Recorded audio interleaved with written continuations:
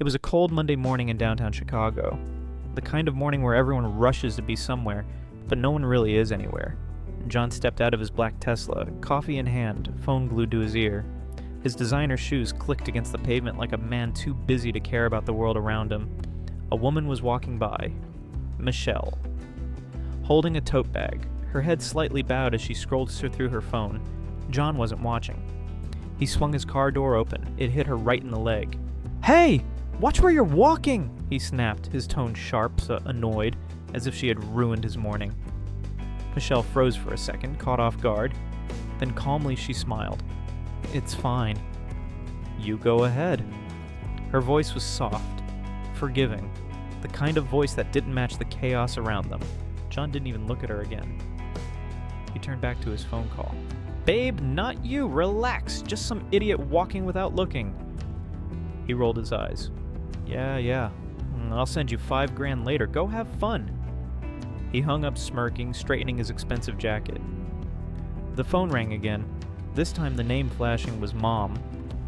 His smile faded, replaced by mild irritation. "Hey, Mom." "Yeah, I'm good. Oh, the $10,000 I sent? You got it, right? Don't be so stingy with it. Just spend it." He paused. "Yeah, I'm in a jewelry company right now. Talking about a new partnership. Big stuff." He checked his reflection in the car window, adjusting his tie. "When I've got more saved up, I'll take you to the hospital, okay? Just hang in there. The elevator's here. I gotta go. Love you." He hung up before she could even reply. Inside the elevator, John met another man in a suit. "Hey, you here for the Maison d'Or jewelry meeting too?"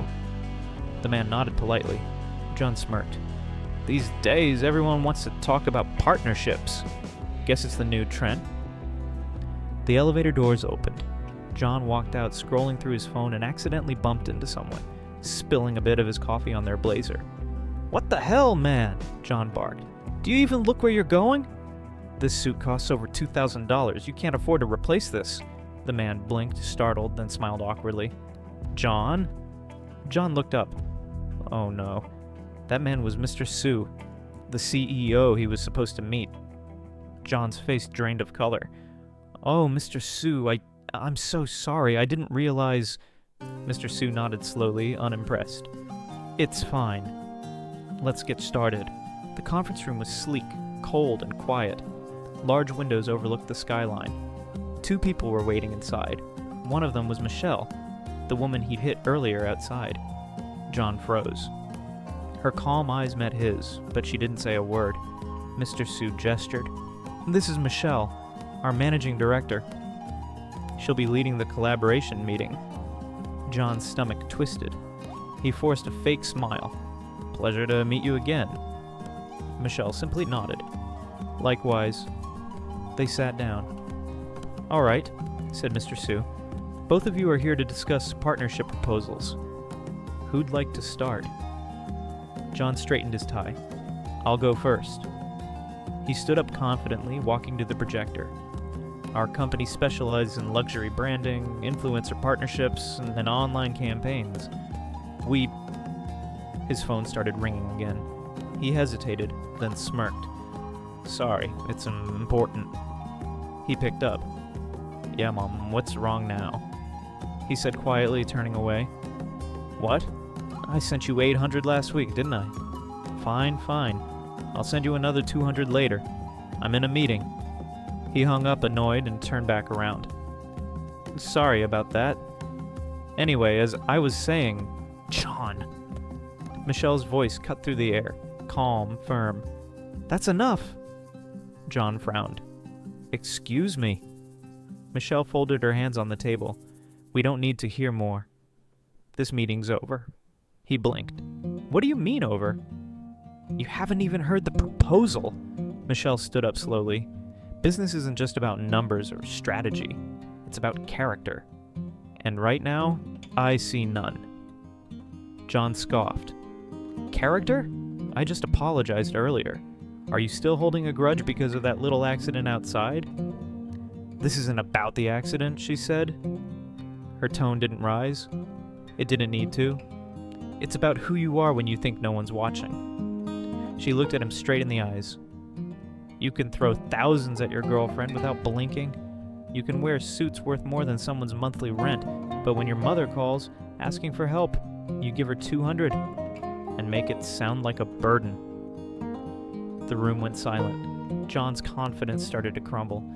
You think success is about how loud you talk, how rich you look, or who your family knows. She took a step closer. But real success starts with how you treat people, especially the ones who can't give you anything in return. John's jaw tightened. You don't know me. You don't know my life? Stay out of it. Michelle nodded slowly. You're right. I don't. But I know your type. She turned to Mr. Sue. I know what kind of partnerships destroy brands. I won't let mine be one of them. Then to John, she said quietly, You told me earlier to go ahead, remember? So now I am. She walked toward the door, stopping just before leaving. When you learn how to be a decent human being, come back. Maybe then we'll have something real to talk about. John sat in silence. For the first time that day, he didn't know what to say. He looked at his phone. The background photo was of him and his mom years ago. Her smile gentle, her eyes proud. He remembered the hospital bills, her quiet "I'm fine" over the phone, the way she never asked for much. And he realized she never had to, because he never listened long enough to care. The weight of his choices hit him hard. All the deals, the flexing, the shallow relationships, the empty success. He got up and left the building without a word. 2 weeks passed. John stood outside the same jewelry building, no Tesla this time. Just him, simpler clothes, a paper bag in his hand. Inside the bag was a small box of tea and a handwritten card. It wasn't a proposal. It was a thank you. He found Michelle in the lobby. She looked surprised to see him. Michelle, he said quietly, I'm not here to pitch anything. I just wanted to say, you were right. He took a breath. I went home that day, sat with my mom for hours. I realized how far I drifted from what actually matters. She didn't care about the money. She just wanted me to show up. Michelle nodded, her expression softening. That's good, John. I've spent years chasing success, but I forgot how to be someone worth trusting. So thank you for stopping me before I became someone I'd hate. Michelle smiled gently. Then maybe it wasn't a rejection after all. That night, John visited his mom again. They sat together, laughing over dinner. No fancy restaurant and no designer suits. Just warmth. It felt like peace for the first time in years. Later, he opened his phone and deleted half his contact list. The people who only stayed when money flowed.